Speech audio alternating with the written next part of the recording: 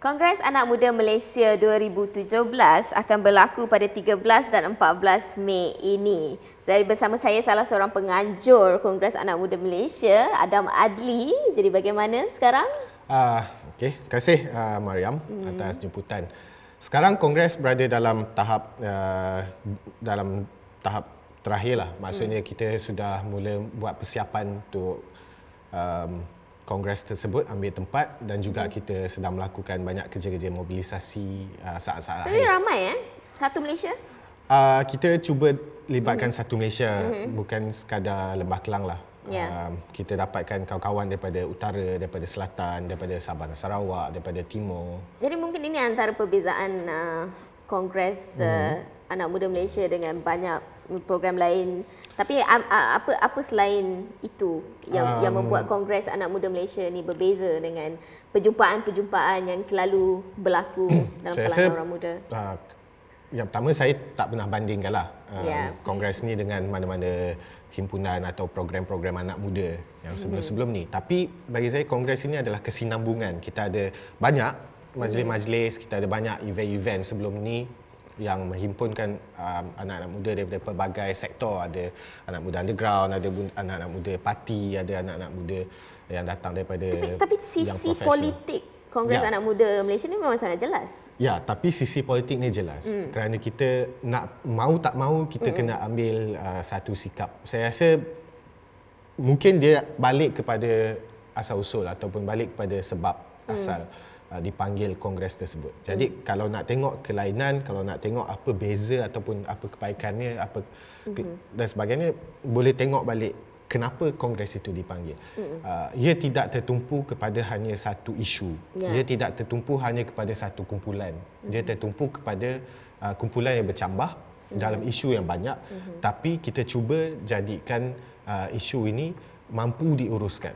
Dan salah satu perspektif yang kita guna adalah kegiatan adalah perspektif politik dan juga perspektif gerakan sosial.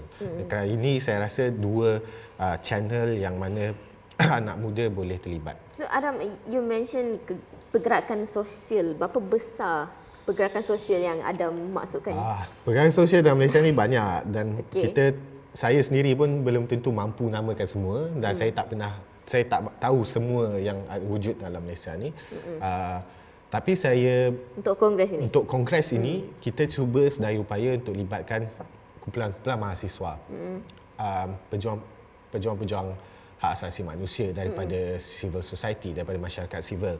Kita libatkan juga misalnya pejuang-pejuang hak orang asal. Kita libatkan pejuang-pejuang hak kesamarataan. Yang selalu tertinggal dalam naratif politik negara.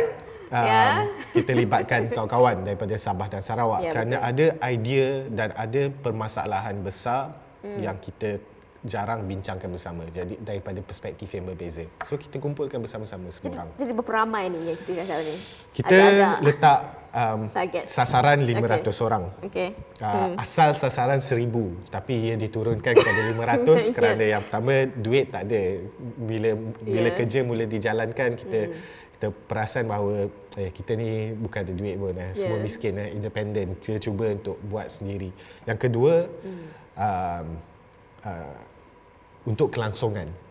Kerana kalau kita bermula dengan angka yang lebih realistik, saya rasa ia lebih mudah dikekalkan, ia lebih mudah untuk kita gerak ke hadapan. Jadi memang ini bukan untuk satu event yang one off. Tak. Ini hanya kickstart. Kongres ini hanya mengumpulkan semua orang untuk memulakan sesuatu. Saya rasa itu yang peranan besar kongres ini.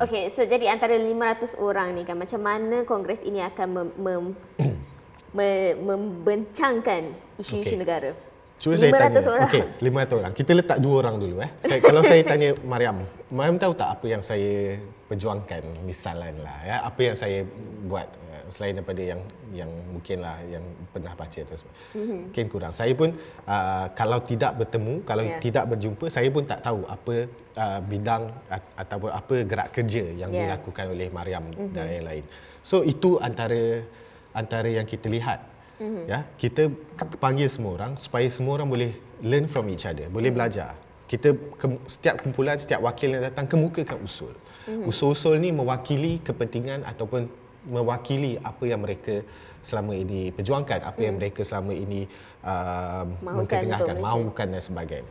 Dan isu-isu ni pasti berbeza dan isu-isu ni perlu dibincangkan bersama dari perspektif berbeza. Misalnya hak wanita, hak pelajar, hak orang asal, hak orang kurang upaya. Selalu sangat sebenarnya isu-isu ini dibincangkan oleh orang yang sama ataupun kelompok yang betul-betul bergerak untuk parti hal itu atau NGO. Ya, atau NGO dan sebagainya. Orang asal akan berbincang bersama orang asal. Hak wanita akan berbincang sama tidak keluar daripada circle. Orang asal mungkin tidak begitu familiar dengan apa yang diperjuangkan oleh pejuang hak wanita, hak kesamarataan. Pejuang hak asasi manusia mungkin tidak berapa faham apa yang diperjuangkan oleh kumpulan-kumpulan demokrasi. So kita kumpul bersama, semua orang dengar usul yang sama, usul yang berbeza daripada kumpulan yang berbeza, tapi keputusan dibuat bersama. Supaya kepentingan bersama dapat sekurang-kurangnya dijaga di situ. Cita-cita besar lah, tapi kita cuba lakukan yang bersama. Agak serius sangat. Agak serius lah.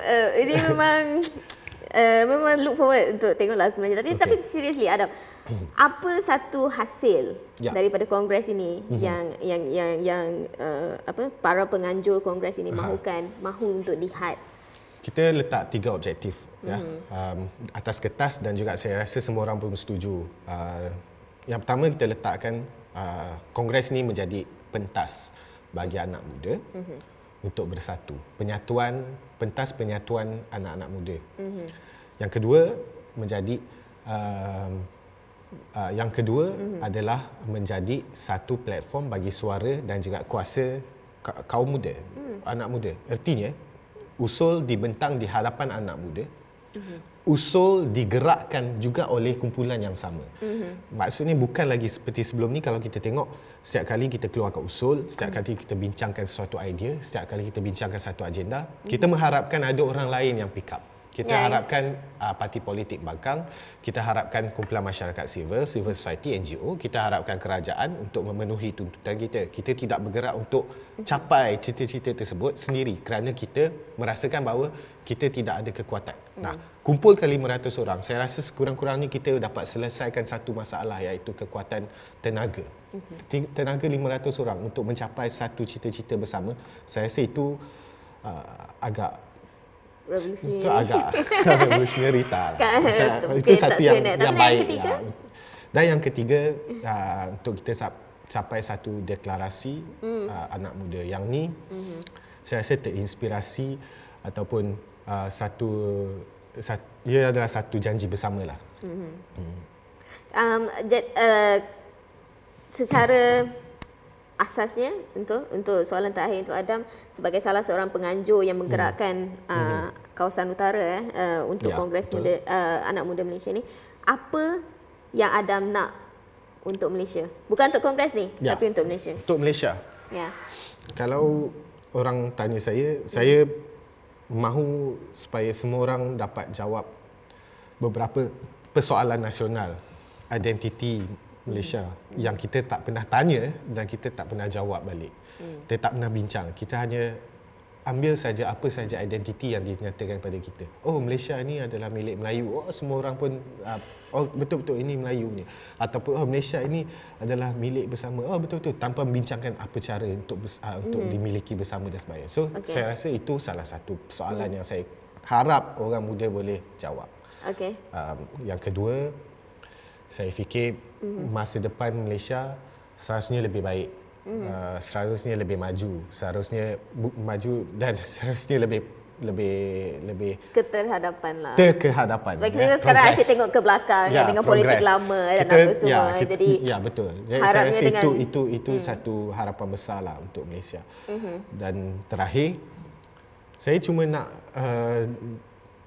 nak Malaysia ini jadi sebuah negara yang kita ada sesuatu untuk dibanggakan. Negara sekarang tak ada. Taklah, saya rasa kalau tidak mampu untuk berbangga dengan negara sendiri, itu dipanggil tidak patriotik. Tak apalah, nak buat macam mana kan. Tapi banyak perkara yang berlaku dalam negara kita. Banyak isu yang berlaku, banyak krisis yang berlaku. Seorang warga negara yang bertanggungjawab akan ada perasaan terhadap negara dia. Kalau dia tak ada perasaan melihat apa yang berlaku dalam negara, dia tak terguris, dia tak kecewa, dia tak rasa apa-apa. Saya rasa itulah orang yang tak patriotik, dia tak kisah apa berlaku. So kalau saya rasa tak bangga, saya kecewa dan sebagainya, saya rasa itu patriotism saya. Okey, terima kasih Adam.